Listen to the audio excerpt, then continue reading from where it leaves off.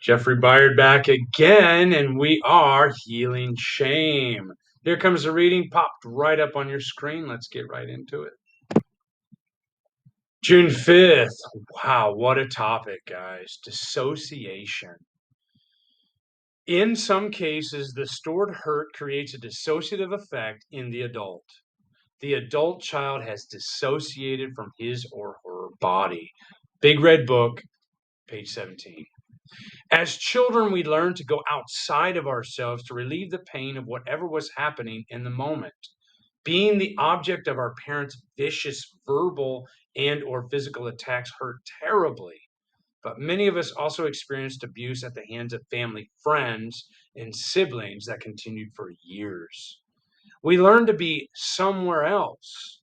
When that happened, we were afraid to say anything because we feared the abandonment of whatever tenuous relationship we had. As a result, many of us became adults who feared authority. If we were afraid of our father, we may have become fearful of men. If our mother was the perpetrator, we were fearful of women. In spite of this, we wanted these people to love us. When they were unhappy with us, we became helpless children, unable to verbalize our side of the story. We lost our autonomy. Today, we recognize our patterns. We know what's happening when it happens. We have a choice not to use our childhood survival skills. Instead, ACA affirms for us that we are adults and our feelings matter. We do not need approval from others. We own who we are. We can ask for what we really want instead of seeking approval and being people pleasers. On this day, I will listen carefully to my heart.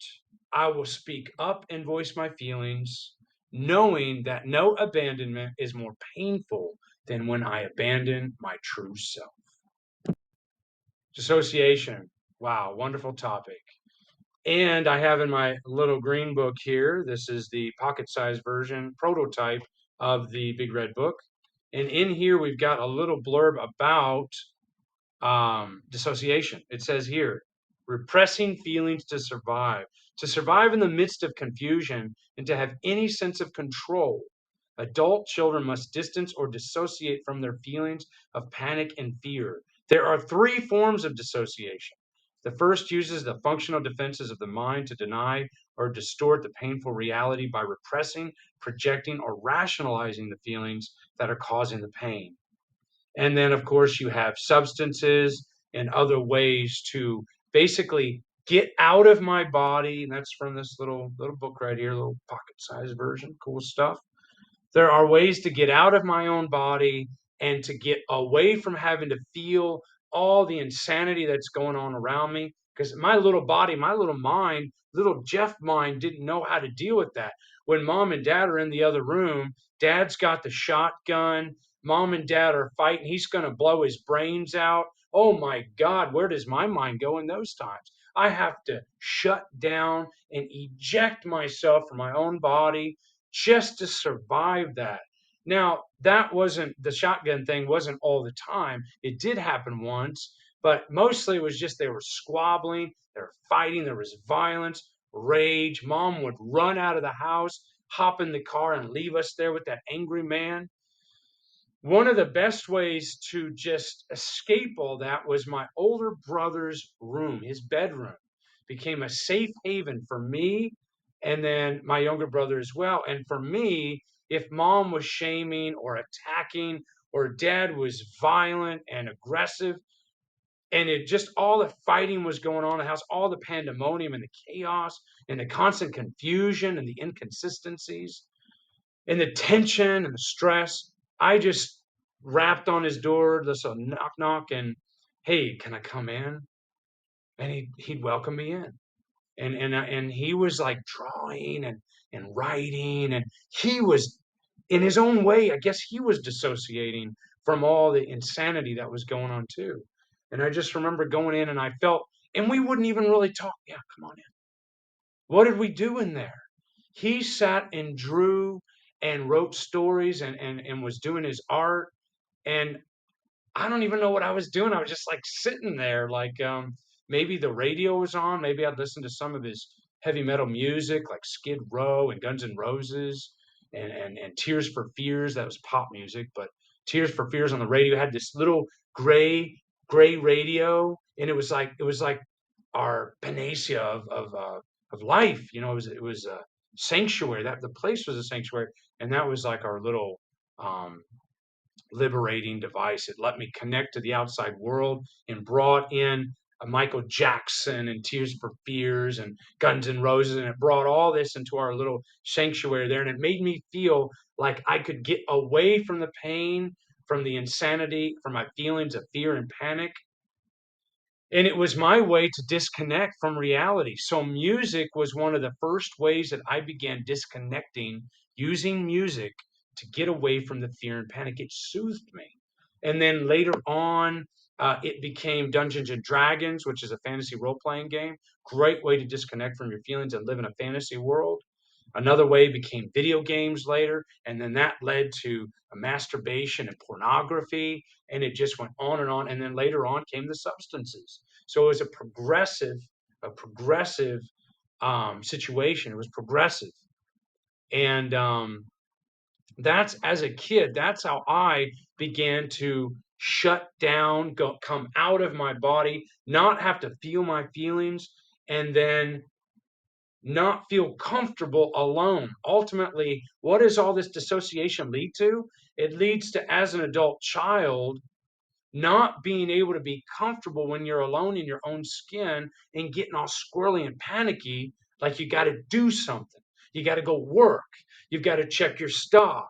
You've got to make a video. You've got to listen to music. You've got to write a book.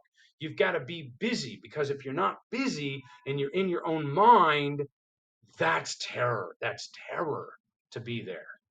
So, my own mind is a very dangerous neighborhood to go walking in alone. And so I developed that ability to dissociate, you know. It's really quite an interesting situation that we find ourselves in as adult children. But, it also mentions in here about being afraid of women if the mom was a perpetrator, and then for the dad. For me, mom and dad were both perpetrators. So guess what, guys? I'm afraid of men and women. Imagine that. So when I go out into public, if there's a guy that might be maybe a little larger sometimes, or appears stronger than me, I'm gonna kind of get stick my chest out and get a little taller and puff up a little bit, because I have to push back against my own dad. To me, all of a sudden, that man becomes my father. And my father was a strong, big, strong, abusive, violent, dangerous man. So if I see another man that appears like that, I have to be stronger than him. So sometimes when I'm in public, that persona comes out, that fear triggers a puffed up response. I've got to be stronger. I've got to be ready to combat that man, to battle that man, so I don't get crushed as a child. That's how that appears in public for me. It's a strange transition. With my mother, I have to stay on guard. I have to be ready to disconnect or question somebody, or not be able to trust somebody, because they're going to lie to me. They're going to steal the money. They're going to stab me in the back. They're going to manipulate. They're going to yell at me, raise their voice to me, slap me in the mouth unexpectedly, change and become a shark and attack me. So it's like I have to constantly be on guard and hyper vigilant. They're gonna be passive aggressive or whatever. Shame me. They're gonna shame me. See, my mother was a shaming mother. My father was a violent, abusive father physically. They were both sick people, and now I'm afraid of both men and women. And so I have to deal with that on a daily basis, and it's a long road of recovery ahead. And I'm willing to do the work to get there. And that, for me, I feel very grateful that I'm able to have a program like ACA, where I can share this with you guys. I can do outreach calls, and I can stay in the solution, and I can have people in my life who are willing to be part of my recovery and not reject me and not abandon me because I'm going through these hard things, because I'm being honest and vulnerable, and they don't leave me. This is beautiful. And there are people out there like that. So I thank you for being here with me today. And until next time, all the best. Bye bye.